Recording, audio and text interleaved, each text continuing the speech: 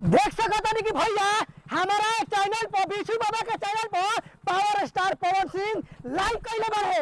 तो भैया आज हम बहुत खुश बनी और बहुत प्रसन्न बनी वहाँ के लाइव कैले बनी। तो इन्हें से सिग्नल भेजल बहुत जरूरी है भैया, एकदम सिग्नल भी देखो तनी भैया पावर स्टार पवन सिंह ऐसा सिग्नल जाला बिशु बाबा के। तो रउआ देखम तो कहम कि ना बिशु बाबा सिग्नल विदा कैले बा।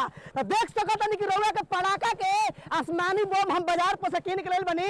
आई सिग्नल ऐसा जाई कि मुंबई में होकर चाहे लखनऊ में आई आसमानी पटाखा देखते रहुए एकदम पहचान जाए कि बिशु बाबा सिग्नल दे दिलस। तो ली भैया आकाश कुमार पहले पटाखा का आई पहले धर आसमानी बम बता रही बार बार जय हो पावर स्टार। पहले खाली प्रेम से बोला पावर स्टार पवन सिंह की पावर स्टार जिंदाबाद जिंदाबाद जिंदाबाद पावर स्टार जिंदाबाद जिंदाबाद जिंदाबाद पावर स्टार जिंदाबाद।